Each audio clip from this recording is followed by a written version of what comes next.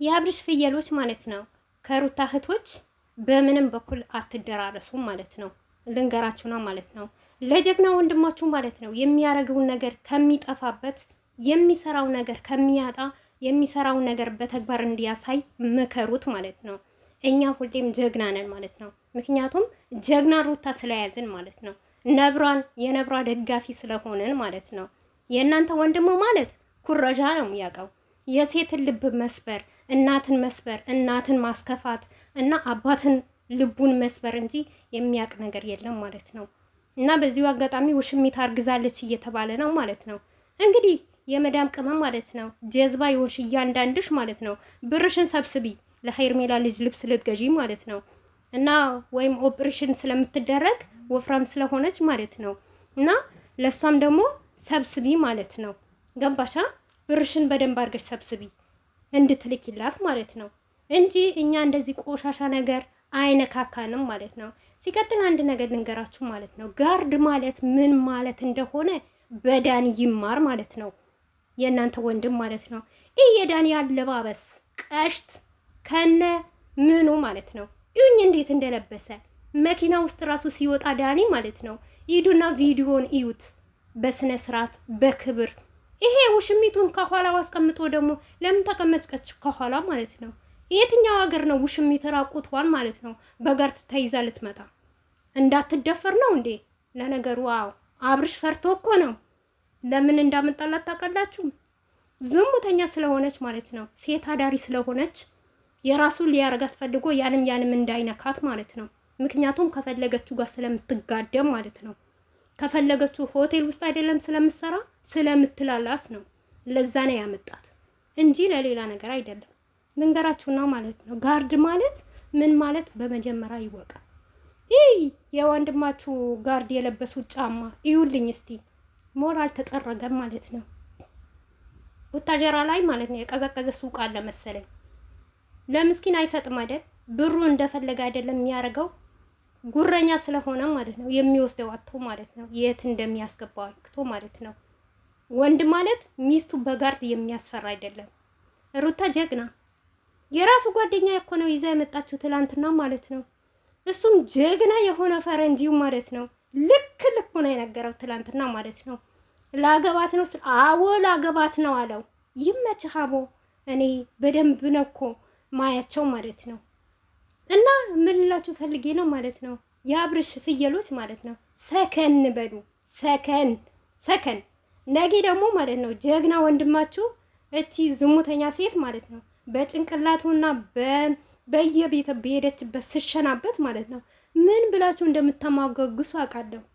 ዛሬ ሁለቱ የበላይ ናቸው አይደል?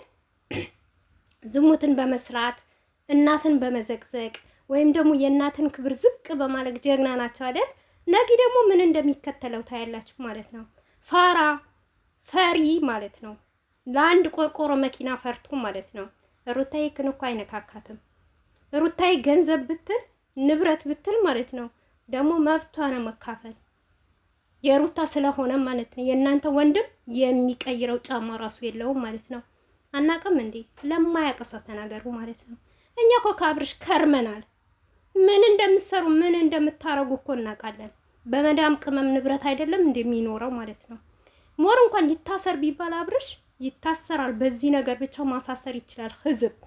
ነገር ግን ሩታ እንደሱ የወረደ ህሌና ቆሻሻ ህሌና የላትም። ለምን ምንም ቢሆን አብረው አሳልፈዋል። እንደሱ ክፉ መሆን ስላልፈለገች ነው እንጂ ሩታ ታርገዋለች፣ እርግጠኛ ሆኜ የምነግራችሁ።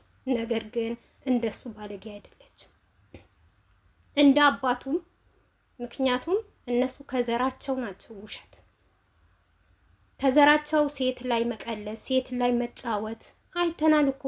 አብርሽ ማለት የስንት ሴት እንባ እንዳፈሰሰ ማለት ነው። ስንት ሴት እንዳዘነችበት። ጋሽም ደግሞ ከዚህ በፊት አይታችኋል ብዙ ነገር። እኔ መናገር አልፈልግም ማለት ነው። በውሸት እንደዚህ ያረኩ ሲሉ የነበረ። አሁን ግን ሩታን ማለት ነው እንደ ሩታ አይነት ሰው ስለማያገኙ ሩታ ከሄደች ማለት ሁላቸውም በቃ ሌላ ነገር ስለሚወራቸው የበታችነት ስለሚሰማቸው ማናቸውም ሩታ ከአብርሽ ጋር እንድትለያይ አይፈልጉም። አብርሽም ደግሞ ከሩታ እንዲለያይ አይፈልጋም ማለት ነው። ምክንያቱም ምን እንደሆነ ታውቃላችሁ? ሩታ የገንዘብ መጭያቸው ስለሆነች ባንካቸው ስለሆነች ማለት ነው። ባንካቸው ይጎላላ፣ ባንካቸው አይሞላማ። እናንተ እንዴት ነው እቃ ካለባችሁ ቧንቧውን ከፍታችሁት ውሃ ወርዶ ካላጠበው ታጥቡታላችሁ? አታጥቡትም። ሩታዬ ማለት እንደዛ ናት። የገንዘብ ምንጫቸው ስለሆኑ ማለት ነው። ከትንሽ ትልቅ ነው የሚያንቀጠቅጣቸው ማለት ነው እንጂ የሰው ልጅ አልፈልግም ካለ አልፈልግም ነው። በሰላም መንገድ መሸኘት ይችሉ ነበር። ጋሽዬም ቢሆን ኤፍሬምም ቢሆን ያቺ ደግሞ ውሸታም ኤልዱዬ ብትኖርም ኤልዱዬ ማለት የመጨረሻው ውሸታም። እውነት ሩታ ለዚህ ደረጃ ያበቃቻት እሷ ናት። እያንዳንዳቸው ሩታ ላይ ያረጉት ነገር እመኑኝ፣ አላህ እኮ ትንሽ ጊዜ ጠብቁ እንጂ አይረፍድም እኮ እያንዳንዳቸው የእጃቸውን እንደሚያገኙት ማለት ነው። ኤልዱዬ ራሱ በሩታ ህይወት እንዴት እንደተጫወተችባት ሳታፈቅረው አፈቀረችው አለች።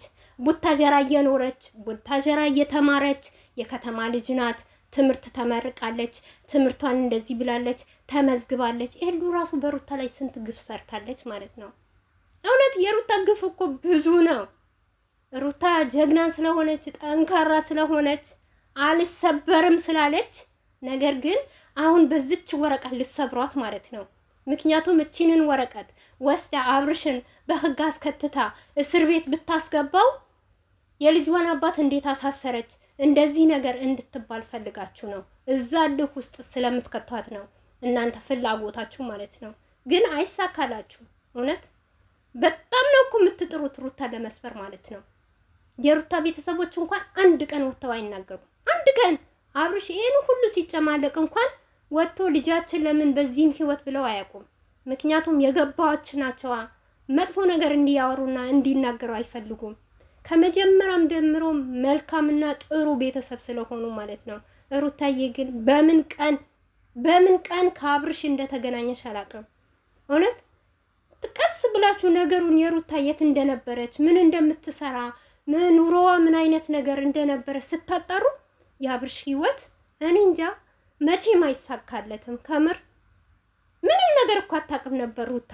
መዋሸት፣ ድራማ መስራት፣ ምንም አይነት ነገር ግን ያስተማራት ሁሉም አብርሽ ማለት ከዛም በፊት ከሩታም በፊት ከነበሩ ሴቶች ድራማ እየሰራ ውሸት እያወራ ነገር ግን የሩታም ነገር አይቆምም። እውነት የዛች እኔ ከዛ በፊት የሚሰራቸው ግፎች ሩታ ላይ ደረሰ። ሩታ ላይ ደግሞ ከሩታ ራሱ አልጸናም አለ፣ አልቆምም አለ፣ አልረግጥም አለ። በቃ ታውቃላችሁ የለመደበት ነገር ነዋ። አንድ ነገር የለመደው ሰው ልማዱ እንዴት ብሎ ይተዋል? አይተውም እኮ መቼም።